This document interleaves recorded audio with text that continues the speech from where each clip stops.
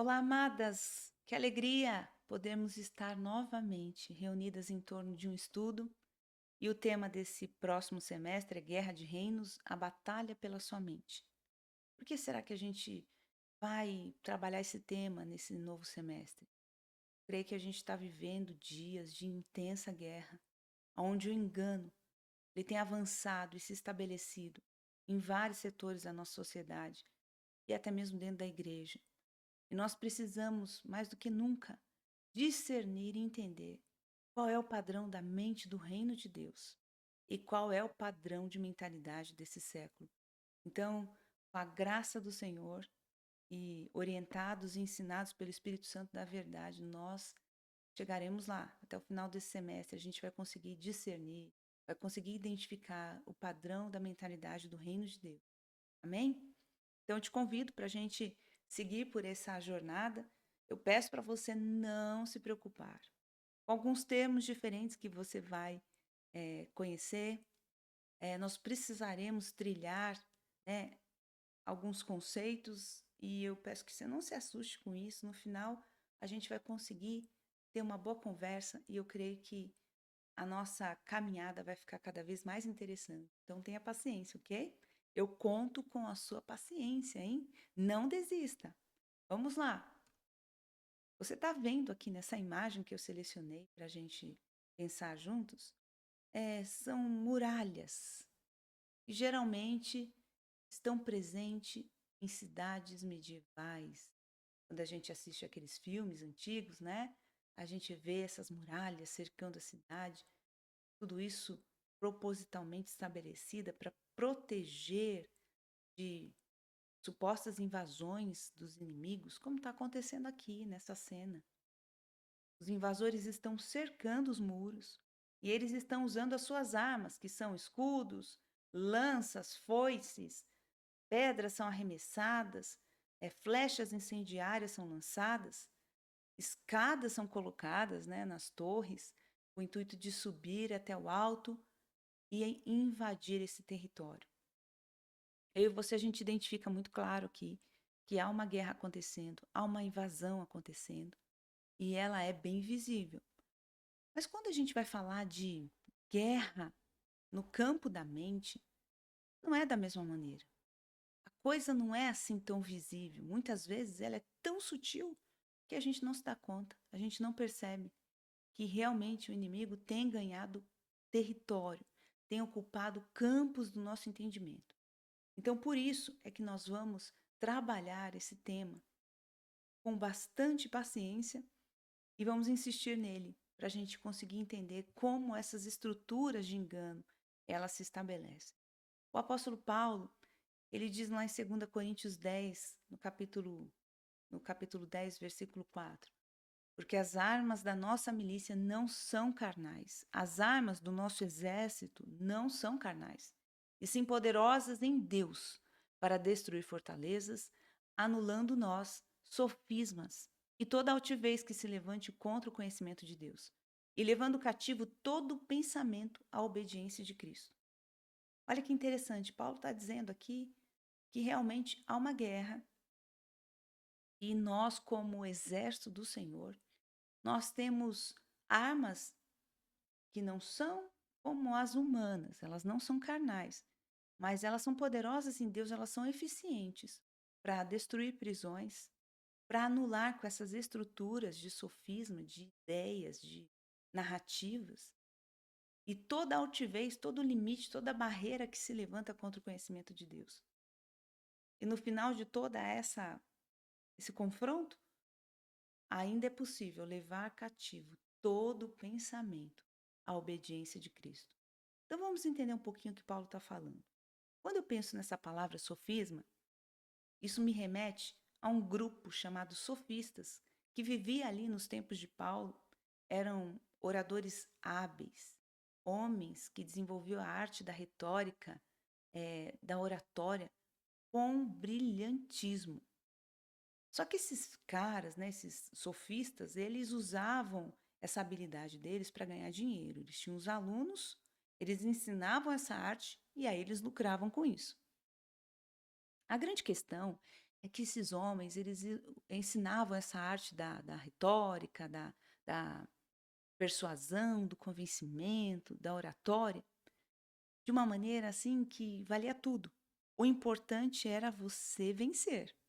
Você tinha que usar os argumentos que fossem necessários para convencer o outro de que você estava certo. Ou seja, não havia critérios.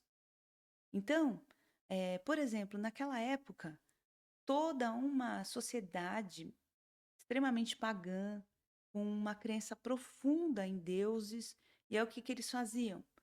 Eles não criam nessa mitologia grega, mas eles usavam referências, citações dos contos para seus próprios propósitos, ou seja, eles usavam a mitologia grega eh, e todos seus relatos a seu favor, mesmo não crendo naquilo.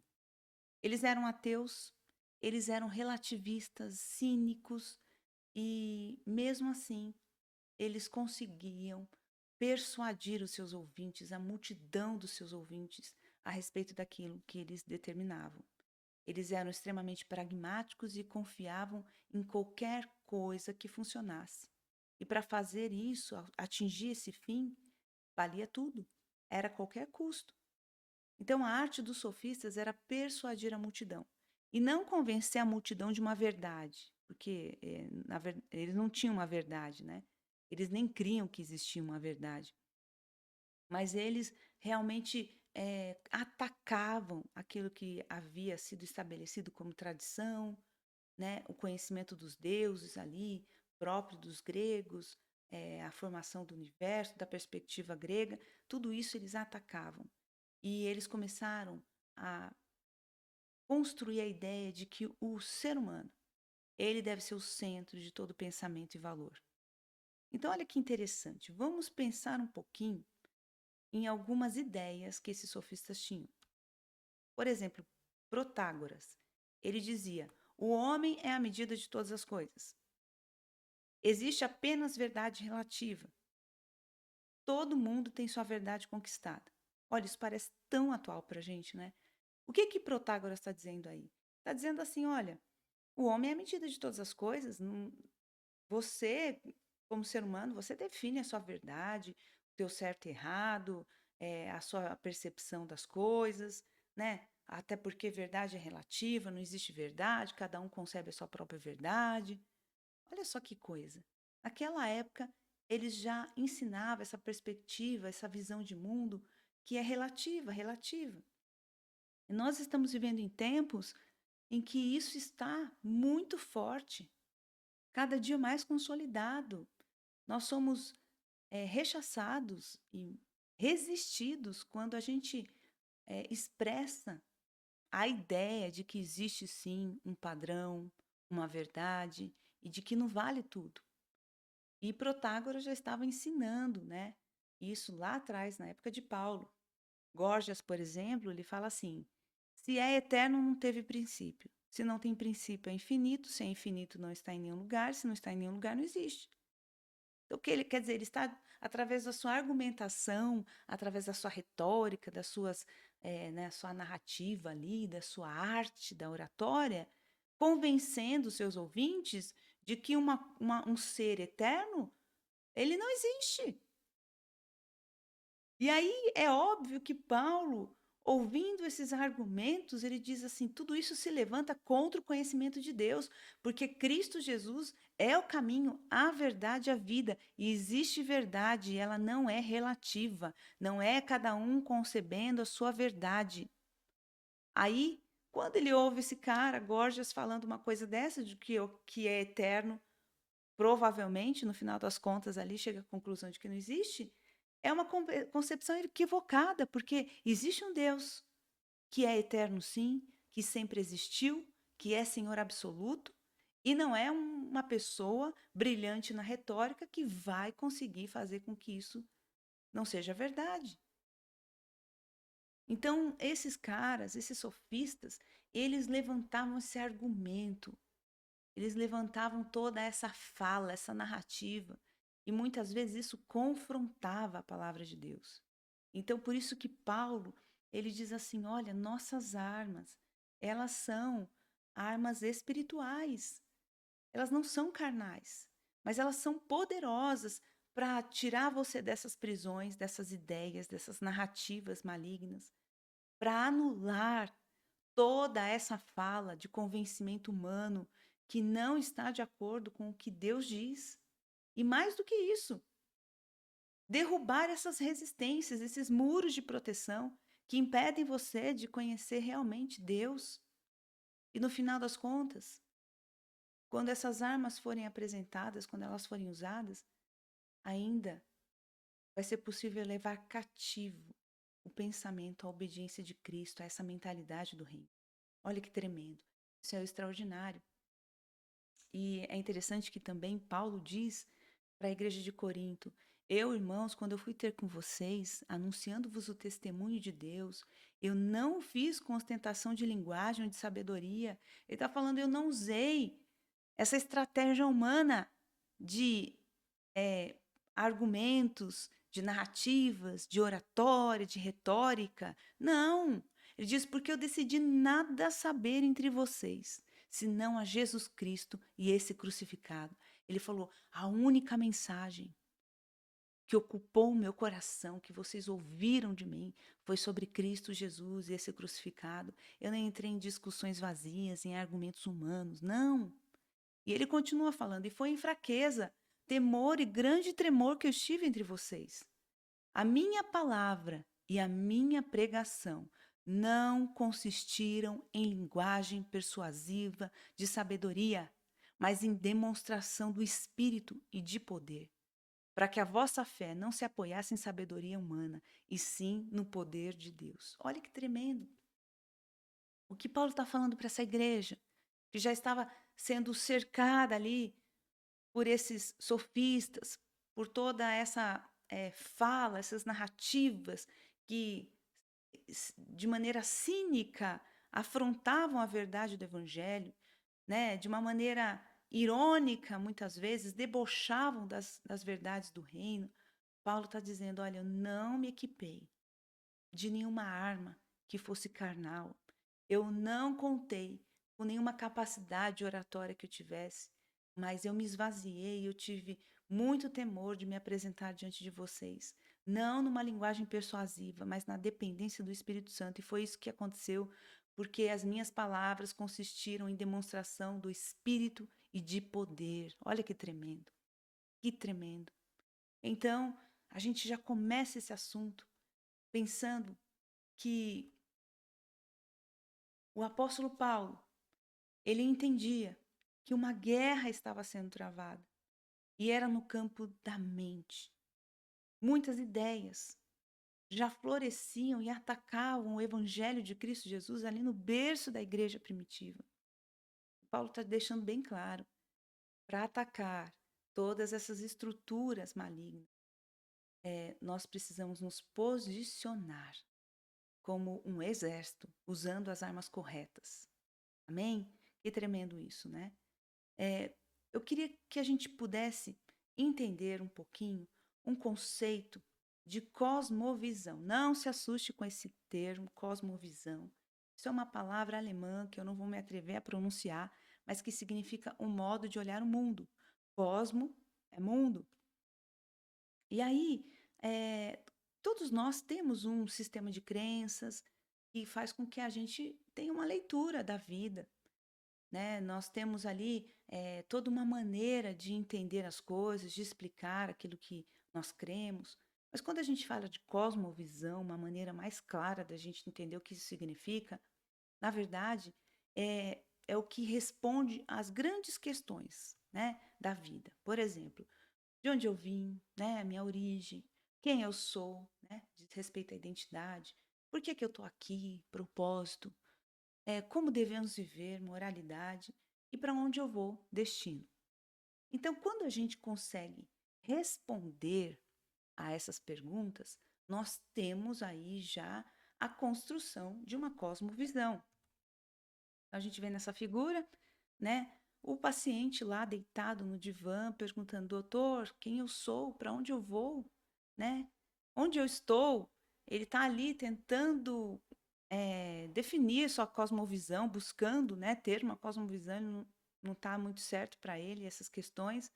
E o psicólogo diz que vai, só um minutinho, que eu vou pesquisar no Google, né? Ou seja, nós temos que saber responder essas questões. Quando nós pensamos nessas grandes questões, né, da vida, sobre a nossa origem, sobre a nossa identidade, sobre o nosso propósito, sobre o nosso padrão moral, nosso destino, como cristão, eu e você, nós precisamos ter consciência de qual é a cosmovisão cristã. Se eu perguntar para você, como é que tudo surgiu, né? Provavelmente você vai responder, olha, a Bíblia diz que Deus criou o mundo em 6 dias. Ele criou todas as coisas.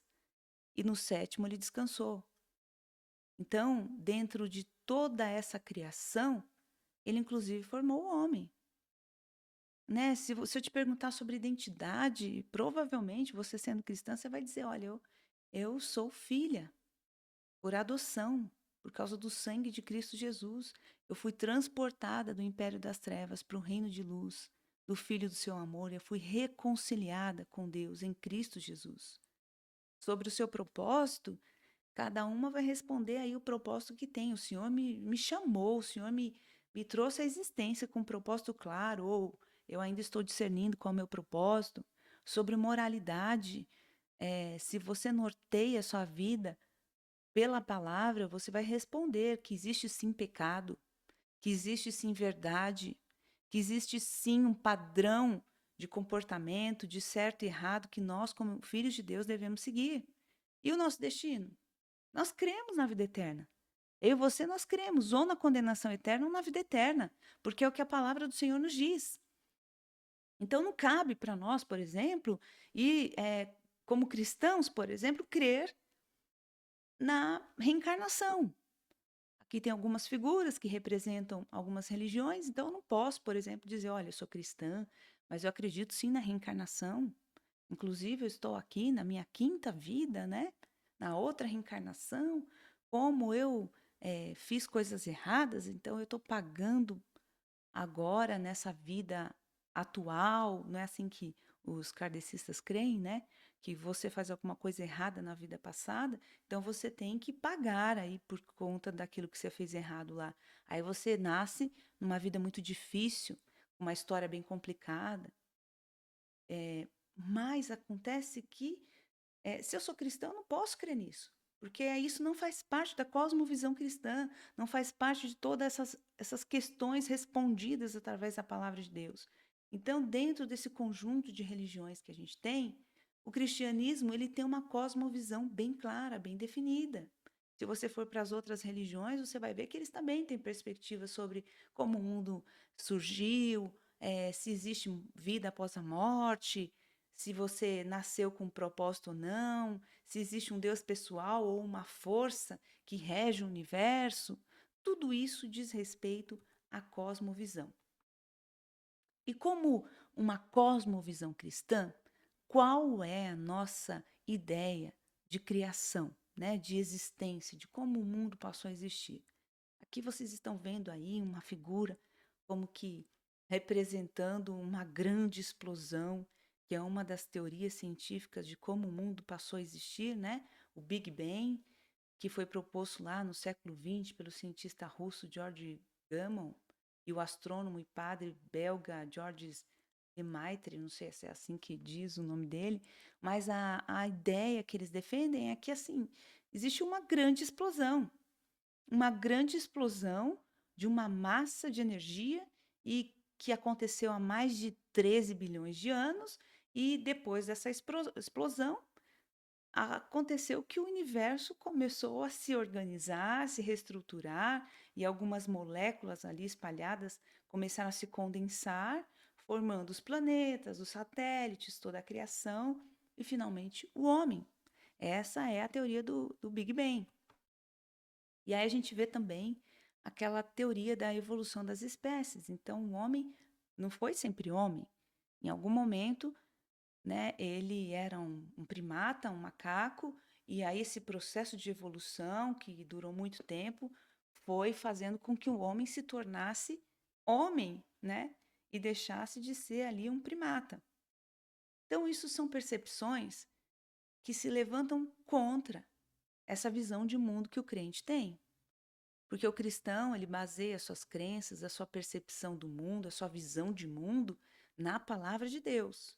Então, é possível que eu, sendo cristã, eu vá crer, por exemplo, na evolução das espécies ou no Big Bang? Bom, eu não sei você, mas o padre Francisco, sim, o Papa Francisco, aliás, ele não só crê, né, como ele criticou os cristãos que não creem nisso, porque olha o que ele diz. Essa é uma matéria do portal G1, do dia 28 de outubro de 2014, e que o Papa se pronunciou e diz o seguinte, que sobre como foi a origem do mundo, muitos pensam que Deus tem agido como um mago, mas que não é assim. E ele acredita que a evolução, a teoria do Big Bang, a evolução da espécie, ela é bem compatível com a ideia da criação. Ou seja, ele acredita que todas essas ideias científicas, essas teorias científicas, elas acabam se fundindo com a narrativa bíblica. E aí eu pergunto para você, que você acha disso? Você acredita, assim como o Papa Francisco, de que a teoria do Big Bang e da evolução, ela pode se juntar e se unir à narrativa bíblica? Então, até agora, eu e você, a gente já começou a conhecer umas palavras novas, né? Por enquanto, a gente descobriu que sofisma vem de sofistas, aquele grupo de oradores que eram brilhantes na arte de persuadir e que estabeleciam alguns ensinos que confrontavam a palavra de Deus. Por quê? Porque eles criam um relativismo, criam que o homem tinha que ser o centro de tudo, a medida de todas as coisas, que cada pessoa poderia conceber a sua verdade.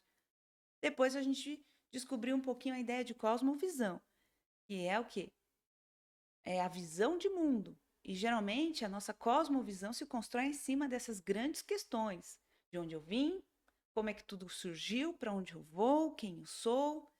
E agora nós estamos tentando entender se, como cristãos, nós podemos crer, por exemplo, no Big Bang, que é um mundo que se originou de uma grande explosão, ou na evolução da espécie, né? Que o homem um dia foi macaco e conforme ele foi evoluindo, ele se tornou homem. Nós, como cristãos, quando a gente fala em cosmovisão, nós cremos no criacionismo, que é a ideia de que a narrativa bíblica, lá em Gênesis, que diz que Deus criou tudo e que foram 6 dias de criação, ela é verdadeira. Ela não é uma mitologia. E aí tem um autor, um pastor, Todd Wilson, que publicou um artigo muito interessante na revista Cristianismo Hoje, e ele diz assim: a Bíblia, tanto o Antigo como o Novo Testamento, é a palavra de Deus, inspirada, autorizada e sem erros. Porque tudo que a Escritura ensina deve ser acreditado como instrução de Deus, sem negar que os autores humanos das Escrituras se comunicaram usando as convenções culturais de seu tempo. Não é uma opção viável para aqueles comprometidos com a autoridade das Escrituras dizer: eu sei o que a Bíblia diz, mas eu não acredito. Então, eu achei interessante trazer essa fala do Todd Wilson, porque muitas vezes, como cristãos, a gente acredita mesmo, assim como o Papa Francisco, que a gente pode unir a essas teorias científicas a narrativa bíblica. Mas para que eu una isso, para que eu faça essa fusão da narrativa bíblica com essa teoria, eu vou precisar eliminar a veracidade da palavra de Deus, eu vou precisar comprometer a legitimidade das Escrituras. E aí, se eu tiver que escolher entre a legitimidade das Escrituras, a autoridade da Escritura, em contrapartida de uma teoria científica, é óbvio que, como cristão, nós precisamos decidir crer na palavra do Senhor como verdade. Então, Todd Wilson, ele diz o seguinte: Adão e Eva foram pessoas reais, em um passado real. A queda foi um evento real, com consequências reais e devastadoras para toda a raça humana. O pecado de Adão e Eva repercutiu e continua repercutindo de geração em geração. Nós, como cristãos, não podemos ter uma cosmovisão que se levanta contra a palavra de Deus. Ela precisa estar em concordância. Adão e Eva não são seres mitológicos, eles existiram. Deus não estava ali naquela narrativa tentando nos convencer de uma outra coisa que não essa realidade, de que o homem e mulher foi criado. Viveram num lugar chamado Éden, foram incumbidos de tarefas específicas, tiveram orientações claras sobre o que poderiam e não poderiam fazer e resolveram desobedecer.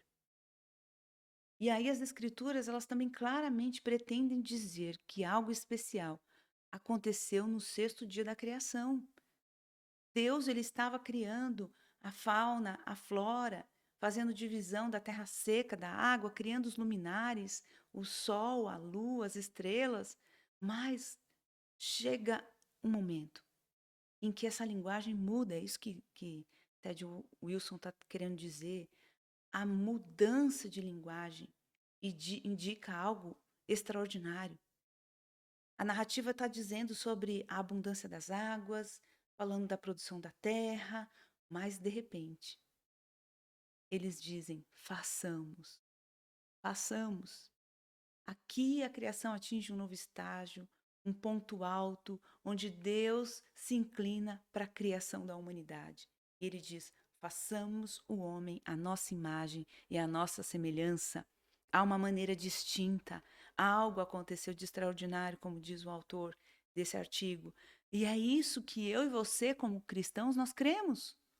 Nós não cremos que Deus criou um macaco e que depois ele passou por um processo de evolução e se tornou homem. Não. O próprio Deus, na sua fala, deixa como que o ápice de toda a criação, o homem vindo a existir, a imagem e semelhança do próprio Deus. Que extraordinário. Então, o que a palavra do Senhor nos diz? Em Colossenses 1:15, o apóstolo Paulo diz: Ele, Cristo Jesus, é a imagem do Deus invisível, o primogênito de toda a criação, pois nele foram criadas todas as coisas nos céus e na terra, visíveis e invisíveis, sejam tronos, sejam dominações, sejam principados, sejam potestades, todas as coisas foram criadas por ele e para ele.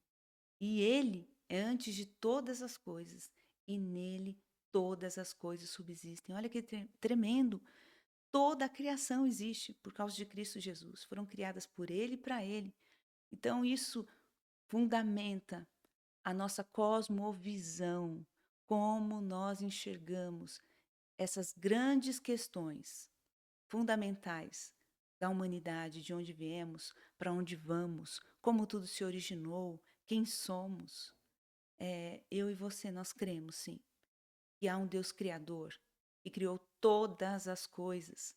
E aqui, como diz Paulo, toda a criação existe por causa de Cristo Jesus, o primogênito de toda a criação. Então, não cabe a nós olharmos para essas narrativas, esses sofismas, esses argumentos que se levantam contra o conhecimento de Deus e entrar num consenso como o Papa Francisco, de que sim, a gente pode fazer uma fusão dessas ideias, né?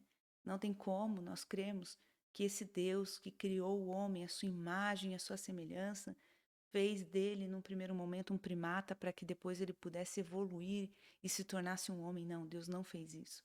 E a palavra do Senhor, ela é clara. Ela não trata desses assuntos como se estivesse apresentando um mito. Ele trata, de fato, como sendo uma realidade. Então, até agora, nós desenvolvemos um pouquinho essa ideia de cosmovisão.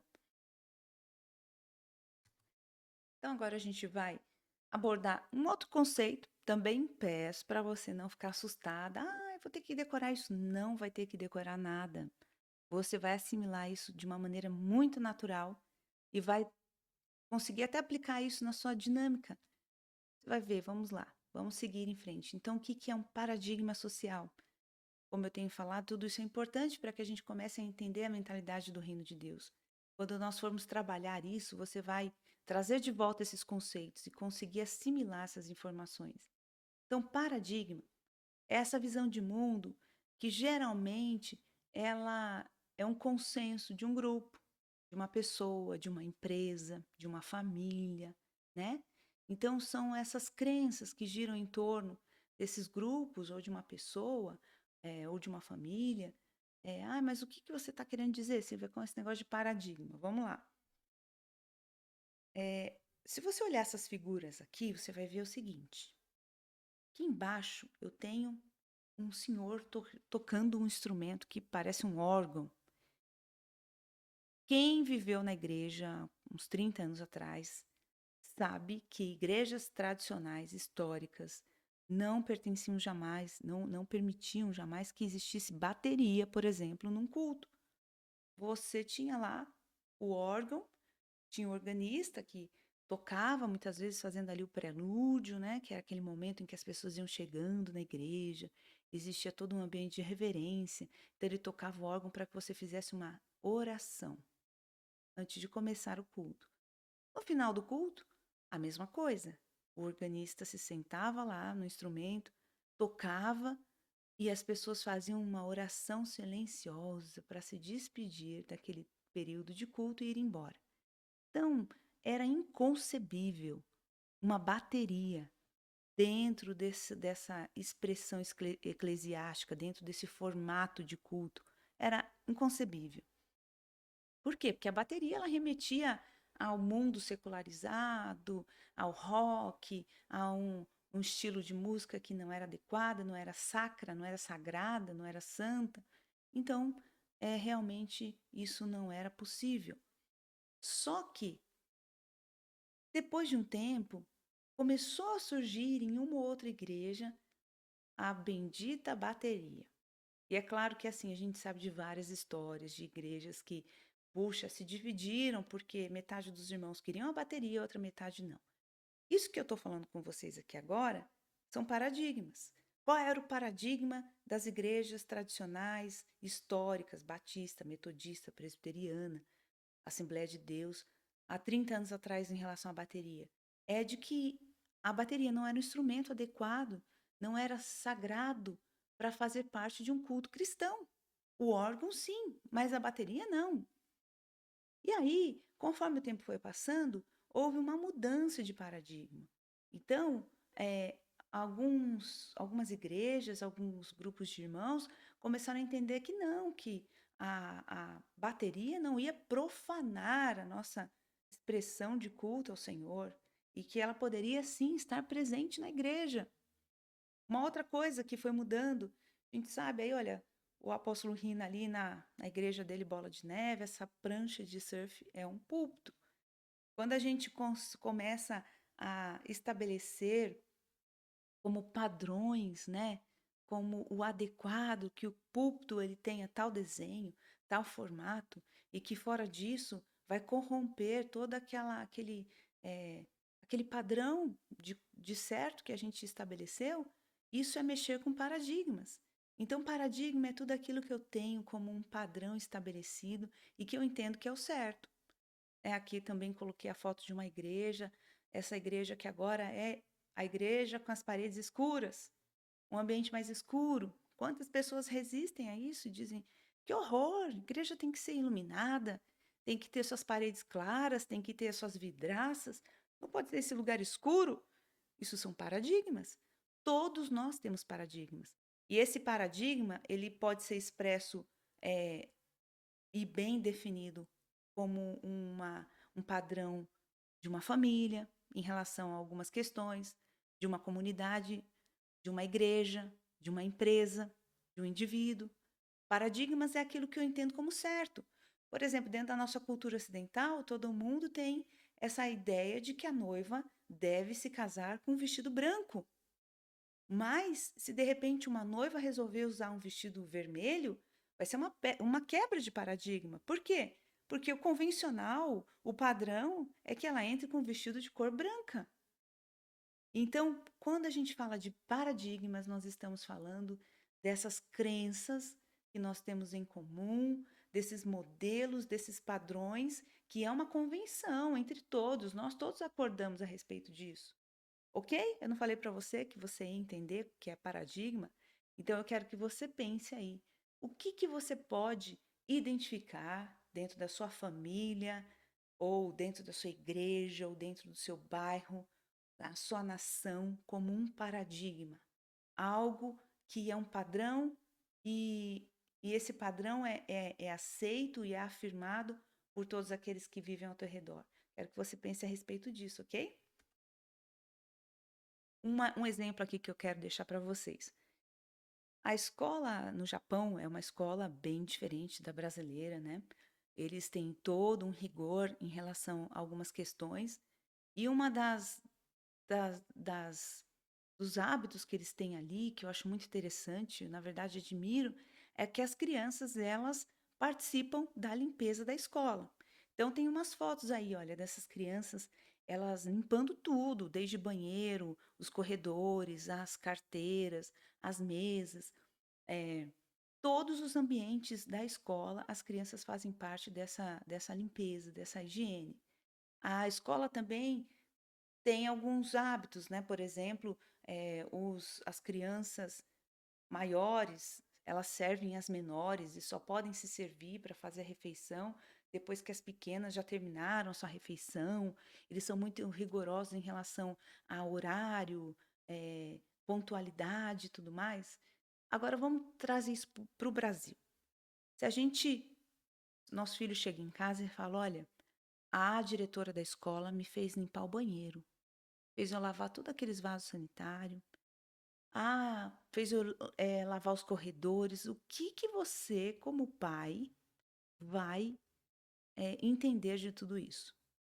Ainda mais você sendo alguém que paga a escola do seu filho. Você vai, com certeza, como um típico brasileiro, achar um absurdo. Você vai achar uma afronta onde já se viu ter feito o seu filho de empregado. Até porque no Brasil, a gente tem muito preconceito em relação a essa atividade de limpeza, né? A gente sempre acha que é uma tarefa humilhante, que puxa, né? É uma desonra, é uma coisa que realmente a gente vai fazer só em último caso. Mas esse conceito não é, esse paradigma não é o mesmo em todas as partes do mundo. Então, se uma mãe brasileira vai se sentir extremamente ofendida porque o filho dela limpou a escola, porque a professora ou a diretora fez ele passar por esse tipo de humilhação, lá no Japão não é assim. Eles entendem isso como uma atitude muito apropriada e nobre que vai ajudar os seus filhos a terem clareza, né, do trabalho para manter em ordem um prédio limpo, higienizado, a ter esse entendimento de que a gente deve preservar, né, o patrimônio, deve zelar pela limpeza e pela ordem de tudo aquilo que a gente desfruta, dos ambientes públicos que a gente desfruta. Mas no Brasil, né, com certeza isso ia dar muito problema. Por quê? Porque é um paradigma de um povo, é a maneira que esse povo entende essas coisas, é a leitura que esse povo faz desses acontecimentos, desses fatos. E aqui eu trouxe essa figurinha que diz o seguinte: três amigas conversando. Meu filho quer ser advogado quando crescer. Ela toda orgulhosa, né? Por quê? Porque ser advogado representa um status dentro da nossa sociedade, é um paradigma. A outra diz: o meu quer ser médico. Puxa, advogado, médico. E aí a terceira diz: o meu quer vender um site para o Google. Então, é uma quebra de paradigma que está acontecendo num aspecto global, porque antes é, sinônimo de ser bem-sucedido era ser um advogado, um médico. Agora, trabalhar com essas tecnologias, desenvolver um site para o Google, realmente também vai fazer com que hoje, dentro dessa linguagem digital, a pessoa tenha muito sucesso e ganhe muito dinheiro. Então, para a gente ver assim como que os paradigmas vão passando por mudanças também. Então, qual é o padrão de mentalidade que o Senhor quer nos apresentar? A mentalidade do reino de Deus. Qual é essa mentalidade que nós devemos ter? Qual é a nossa cosmovisão? Quais são os nossos paradigmas? E quem é a nossa referência para tudo isso? Então, o primeiro homem que Deus chamou lá na Bíblia para viver essa dimensão de uma nova mentalidade foi Abraão. A Bíblia diz que ele residia em Ur dos Caldeus, era uma comunidade de pelo menos 25 mil pessoas, os historiadores dizem.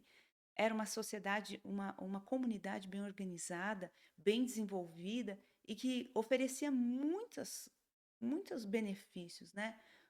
No momento da história da humanidade, onde as pessoas ficavam tão vulneráveis a saques, à violência, a todo tipo de injustiça, você fazer parte de um grupo grande trazia muitos benefícios e vantagens, você se sentiria protegido, defendido, você desfrutaria de facilidades, assim como hoje a gente prefere muitas vezes viver em grandes centros urbanos que oferecem para a gente uma gama de benefícios e serviços. Abraão também estava nesse contexto. Mas o Senhor se apresenta a Abraão e chama ele para ir para um lugar que ele não fazia ideia de onde era. Trilhar uma jornada rumo ao desconhecido, simplesmente obedecendo pela fé. Esse é o ponto inicial para a gente entender a mentalidade do reino de Deus.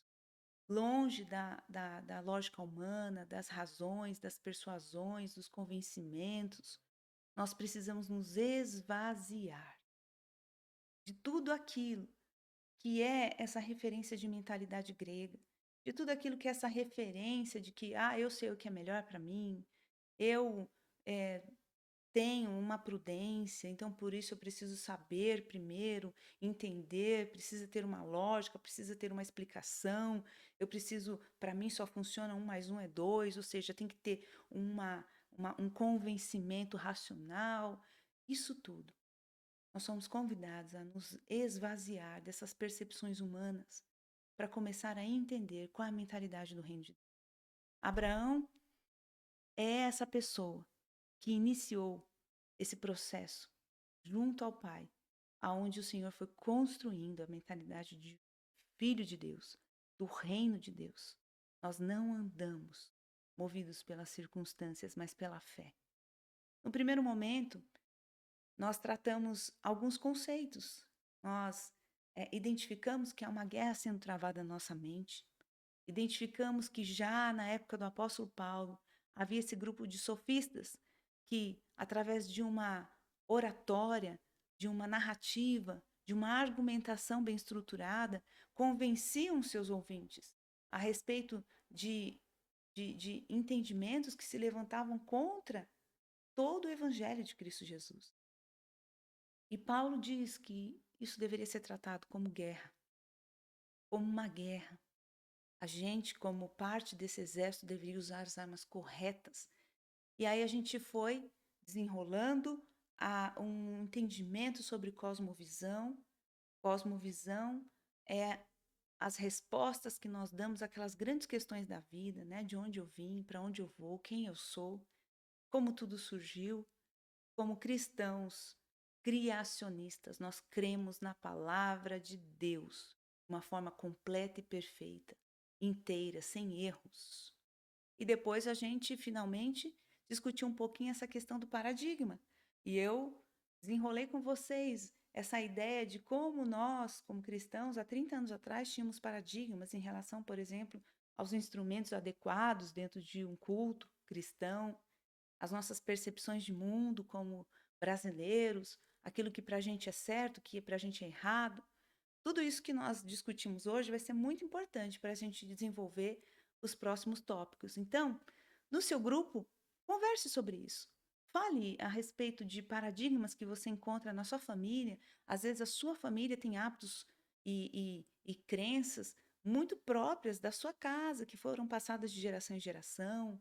Fala um pouquinho sobre a sua cosmovisão, se você realmente, algum momento da sua vida, acreditou no que você aprendeu na escola sobre a evolução das espécies, ou sobre essa teoria do Big Bang, o que os seus filhos de repente têm aprendido, como que você deve abordar isso, se você já teve essa experiência. O importante é na nossa partilha nós solidificarmos esses entendimentos, para que a gente não perca, né, a linha dos próximos tópicos. Deus abençoe você e que, em nome de Jesus, o Senhor possa nos conduzir a, a uma metanoia, uma mudança de mente, onde a mentalidade do reino se solidifique e se expanda no nosso entendimento, em nome de Jesus.